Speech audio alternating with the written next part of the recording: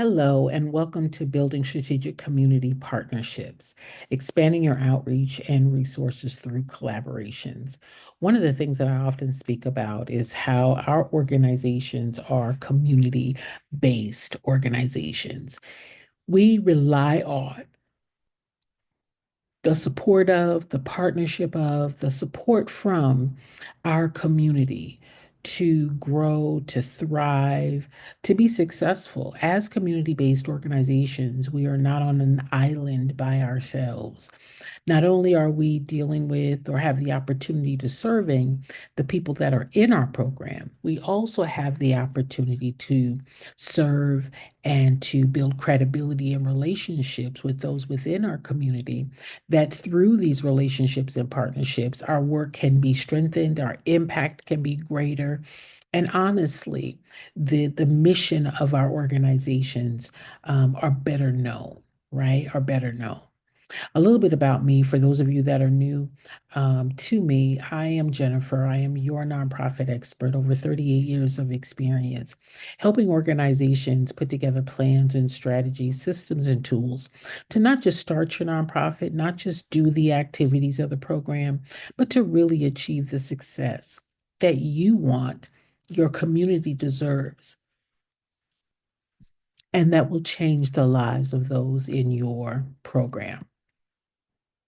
What you're going to learn today is the benefits of strategic community partnerships. I want to use and emphasize the word strategic. Identifying potential partners, steps to form successful partnerships, and maintaining and strengthening partnerships. Okay. Partnerships within any relationship is a win-win, right? It's a win-win. So you are going into these relationships, into these partnerships, thinking about the mutual benefit, right? It's not a one-sided arrangement. In a partnership, there is mutual benefit, okay? So the benefits of partnership include increased community visibility, increased community visibility. When you and a partner are able to align your brand, when together you are sharing the message of mutual um, focus on the benefit, right? Your partner and you working within your each of your strengths, within each of your mission, within each of the focuses of your organizations, that is going to increase visibility. That together you are expanding, you are clarifying, you are communicating, and you are reaching more people, right? So visibility, joining voices, partnership based upon the strengths of the organization and sharing how the mutual benefit of each organization is reached when the impact or the success of your programs are achieved, right? Expanded resources. You now have opportunities for greater funding, more access to greater volunteers, and other expertise. One organization may be strengthened by another's priority. I'm going to give you an example. When I was the president at the Los Angeles Mission, the benefits of the partnership, we partnered with a college where they had a program for doing mental health. And within this program, the students were learning how to do case management and the like. So we partnered with this school at the Los Angeles Mission where their students would come in and they would have access to the people that are in our program or coming through our organization to identify their special mental health needs. So not only was this partnership beneficial for the Los Angeles Mission because now we had access to expanded services and greater community impact, right? Because now our participants are having access to mental health services. case management. And it was giving these students the experience to do their hours so that they could then go out and practice their mental health profession.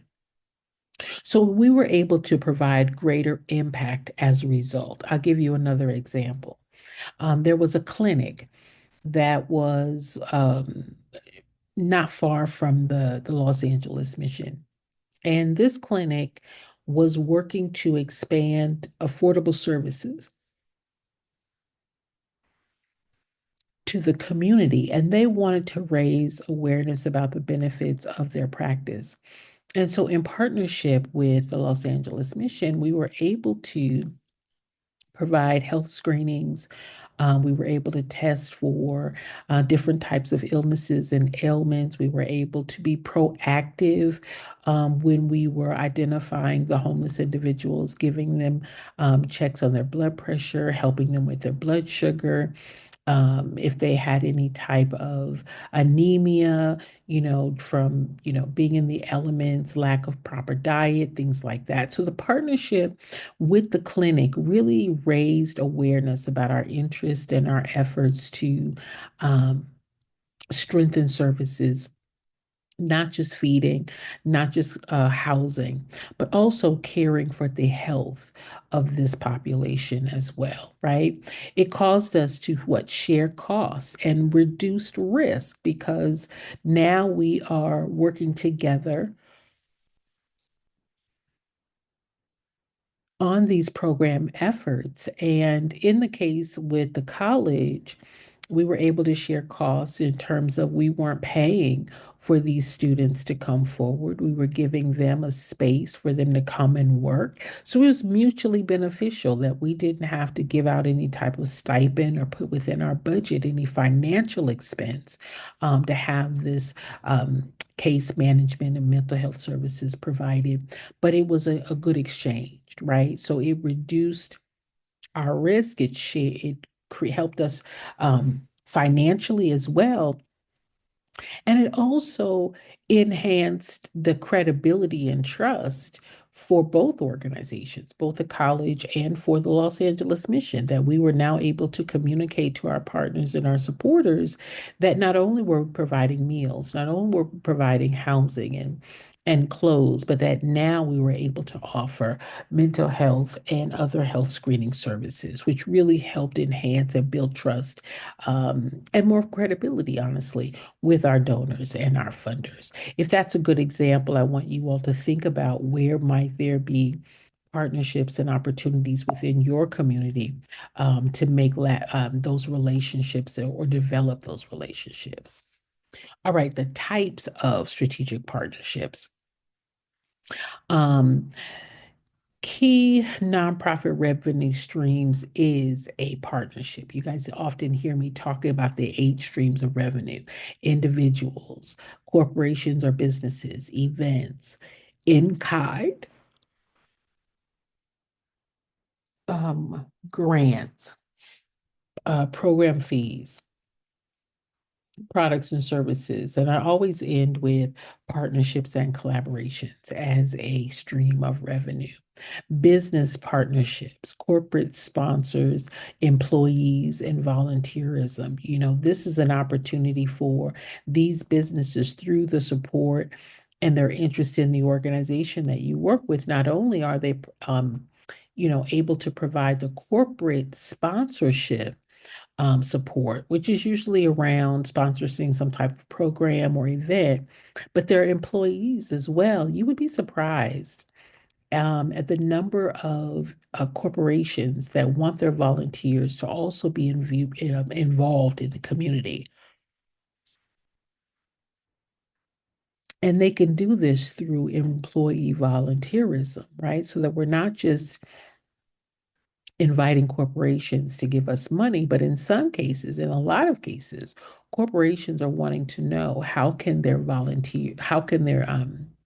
employees also be seen and visible. Obviously, it's a branding opportunity for the corporation that now their employees are able to wear their brand, the shirts and all of the logos and things like that. So having their employees involved in partnerships, visually can be a great benefit for corporate sponsors as well. Again, it's a branding issue, the visibility of their brand, the communications of how this partnership has developed and how it's mutually beneficial. It's meeting the corporate's priorities as well as supporting the community, right? You have community groups and collaborations. Again, local clubs, civic groups, faith-based organizations. Again, the community group collaborations, like with the clinic that I mentioned, or with the college that I mentioned, that together we're now able to write grants where we're able to share the greater impact that our collaboration um, and partnerships bring in terms of impact to the community. So community groups and collaborations identify who are the businesses, the local clubs, the civic groups, the faith-based organizations, the fraternities, the sororities, and other groups that are within your community whose mission and whose priorities align with yours. It's a mutually beneficial agreement, right? Nonprofit alliances, joint programs, shared advocacy, and grant collaborations. I'll give you another example from the Los Angeles mission. We worked with several missions in the area. Within the Skid Row area, there are probably about 7 or so missions within the area. And so nonprofit alliances, there were several, the missions served their own groups. We served men and women. Another mission served women with children. Another mission served men only. Another mission served homeless with their animals. But one of the things that we found in terms of saving money, and that's a great revenue stream, is that we work together in terms of meals. We all served meals, right? So at the Los Angeles mission, we served breakfast, lunch, and dinner. In some cases, the missions weren't able to financially do 3 meals. And so, working together, where the homeless were directed to 1 or 2 missions for breakfast, that saved the other missions money by not having to prepare breakfast, right? And then the same would be for lunch. That saved the organizations from having to the expense of providing lunch, and then the same for dinner. Right. So these alliances that are able to serve the community within their mission, within their capacity, but working together also saved organizations funding, right? And that streams of revenue. Money that's not spent stays within the organization to be used in other ways, in other areas, okay? So that's joint programming, shared advocacy, and even grant applications. Or collaborations is another way to utilize that strategic partnership. Okay. Identifying potential partners. You're wanting to identify those potential partners by first defining what your needs and goals are and clarifying what support or resources you need. Okay, identifying the gaps your nonprofit has in funding, expertise, and reach. Back in the day, there was a collaboration of organizations that they may have shared a printer or they may have shared some type of service. And in working together, these organizations would go in, they would both contribute to these areas of resources that they both needed, right? And so instead of both of them investing solely in the resource that they needed, joining forces, joining budgets, help them to be more efficient and more effective. So again, identifying the needs of your organization, the goals, specific, measurable, achievable, realistic, and timely, of the organization, and then identifying those places and spaces where you, within your relationships and building those relationships or making the introductions to potential partnerships, identifying what it is that you need, and also figuring out how through your organization and the agreement you can meet the needs of the other organization in question. Am I making sense? Step two, research and create a short list. Look for aligned mission, values, and goals, right? You are looking for organizations where together, your mutual um, interest in a particular population can be benefited. Um, Another example would be when I was at the Black AIDS Institute. The Black AIDS Institute, the program was around testing for particularly um, heterosexual women, which is where the rise of instances of HIV was really increasing. And so identifying colleges and schools where we were able to, um, go into these campuses and have conversations around sexuality, around health, around testing, around conversations with students. Now, how did this align with the mission and the values of each other? The organization and the colleges. Well, obviously, we wanted the health of the students to be priority, but not only that, we wanted to talk about, preventing of sexually transmitted diseases, reduction of pregnancies. Why? Because now these students are not derailed from their education. That helps the college.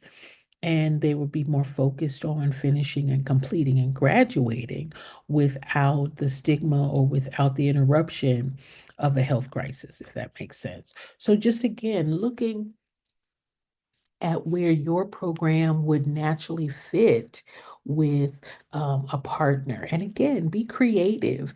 You can think outside the box, that's permitted, okay?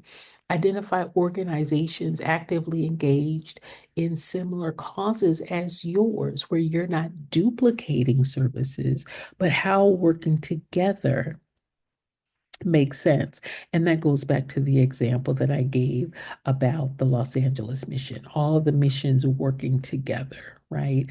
We're all doing the work of serving the homeless, but our missions are to uh, to have impact in the various um, intersected communities within the homeless: women, women with children, homeless with animals, men only, and the like. So, again, being creative, thinking outside the box, and not being afraid to be innovative. Right? If you want to create something that's not already done, don't be afraid to step out and create a new idea and align the partnerships that can support that work.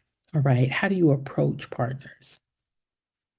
You really want to personalize the communication.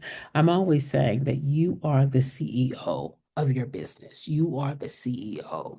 And so you are the strategic thinker, you are the planner, you are the one that is the decision maker.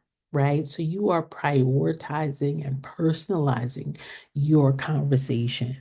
You are, um, introducing yourself as the decision maker, as the person who is representative of this stakeholder relationship.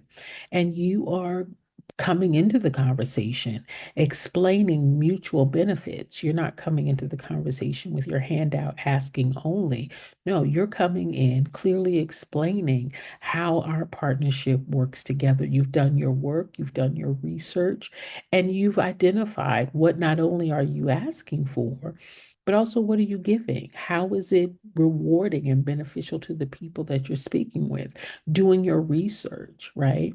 So you're able to propose specific ways to partner, if that's through program, if that's through events, if that's through joint projects, if that's through sponsorships.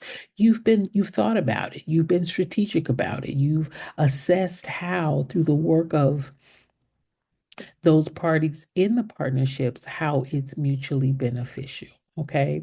So you have that first conversation. You might create or pitch your case for support. And then you have an appropriate follow-up conversation or meeting with the decision makers, or laying out the agreement, the roles, the responsibilities, the expectations, the scopes of work, and making sure that they align with the missions, and are again mutually beneficial. Okay, building a successful partnership step by step. Conduct an initial meeting first to really come into agreement. Talk about not only what you see as a strong possibility, but also get their input. Speak about your goals, speak about their goals, and do your interests really align? Let me say that not all partnerships are good partnerships, not all alliances are good alliances. So do your homework. Have that meeting, have the full conversation, speak about challenges and opportunities and threats, and be open and transparent, about what you bring to the table and what it is that you are hoping to gain, or to be able to affect or impact by the partnership. It's never one-sided. It is mutually beneficial. What types of resources are going to be expected from all parties? Clearly defining your roles, the expectations, the contributions, the space, where will it take place, the evaluation, in terms of funding, what's expected.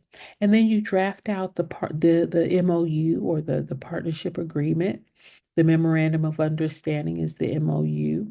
And then you work through the benchmarks and the reporting of how you're going to evaluate success. And then you just establish regular check-ins and communications when it comes to grant writing, identifying who's going to be authoring the grant, and who is going to be managing the budget and what that responsibility looks like. Again, just really being clear. You don't want to go into a partnership with someone that you can't be open with, that you can't be honest with. And even in terms of how do you navigate and negotiate disagreements, right? Not everything is going to be, where everyone agrees or sees eye to eye, but even in that, navigating and negotiating, communicating to remain on course, that it's not us against them, but it is we with them, and making sure again that the relationship is based on open communication, regular communication, accountability, transparency. That makes the best partnerships. Okay. Maintaining and strengthening partnerships. Strategies for long-term success, again, is regular communications, updates, transparency, recognizing each partner publicly, right? Sharing brand, um, tagging, mentioning uh, out in public through either posts or introductions or materials that are created together, press releases, and the like, right? Sharing the moment with those that you are in partnership with so that everyone gets the visibility that they deserve. Evaluate and share partnerships impact, together, because really mutually you are able to do more together than separately. It's an issue of trust. I'm amazed at the number of organizations that don't trust their partners, don't trust their board members, don't trust the people that they work with. When again, we rely on our community to be able to thrive, we rely on our community to be able to grow. Okay. Adapt and grow the partnerships based on feedback and results. Again, being open to feedback, I always tell people keep your accounts current. Have those conversations. If there is a disagreement or if there's a misunderstanding, not to approach it from an accusatory standpoint, but just a clarity standpoint, understanding that people make mistakes. No relationship is perfect. There are always going to be difficulties, but how mature and ready are you as a leader to have those hard conversations at times? I don't think that that's always the case, but when it is the case, being able to have those hard conversations and to get the feedback that's necessary so that the relationship is able to go forward and to be strengthened for everyone involved. Okay. I want you guys to right now think about this as a part of your homework or takeaway. Draft out a partnership plan.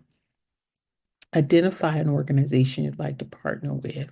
Step two, write down, clearly define mutual benefits. Again, we're not going into it with our hand out. We're going into the conversations with our hand full of ideas and opportunities to negotiate, right? It's a mutual thing. Draft an initial outreach message. Hello, my name is. I'm the executive director I'm reaching out to you about a potential collaboration opportunity. I think that our organizations with your mission and ours together can work to be very impactful in our community. And I would love an opportunity for initial conversation to discuss this with you further and to see if this is something that is of interest to you, right? Then you plan your next steps for engagement and follow up, right?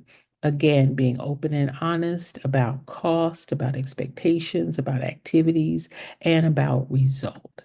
All right.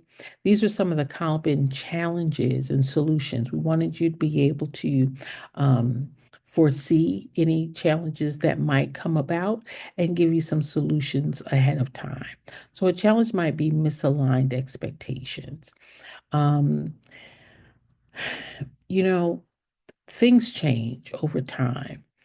And sometimes we're not really clear about the expectations, where I may say, we're going to need you to provide lunch. Well, they may be thinking, well, is lunch every day? Is lunch once a week? Is lunch once a month? Right? So being very clear and detailed in the engagement makes everyone um, makes the expectations more clear, right? We don't want anyone to have a misunderstanding because of our miscommunication or leaving something out, not unintentionally, but just, not communicating as clearly as we could.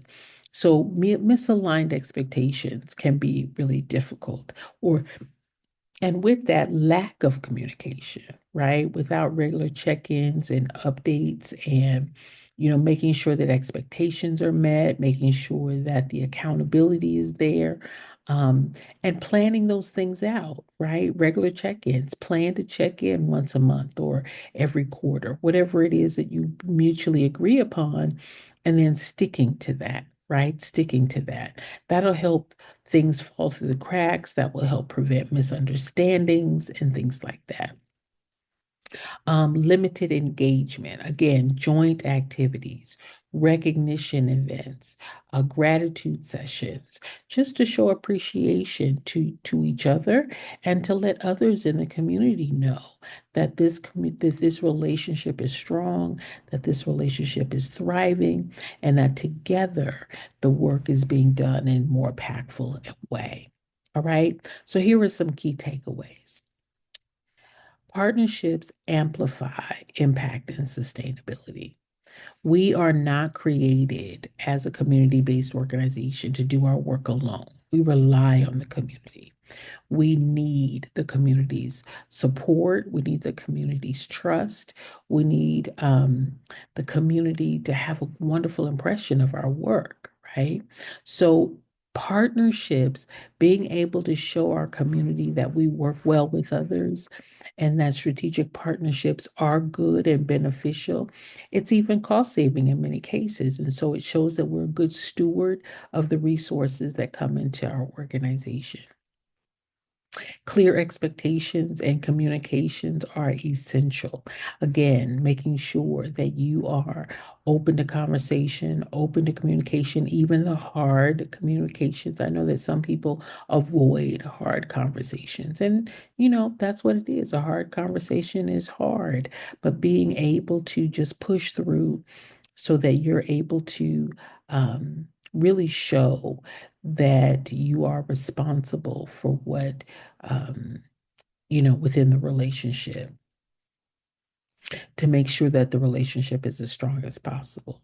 Regularly evaluate and adjust the partnerships when needed, right? People come, people go, priorities change, things come up, opportunities arise. And so if there is an opportunity to reevaluate and to reassess, renegotiate, make those adjustments. Again, we're in it for the win. We're in it for the win-win.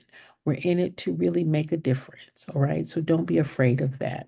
Action steps: finalize your plan, schedule those meetings with potential partners, and plan your collaboration and your projects. Listen, the more people that you know, the more people that are known, that you are known to. And that goes true with your partnerships and your collaborations. Being in each other's newsletters, getting in front of each other's mailing lists really expands your visibility and credibility in your community.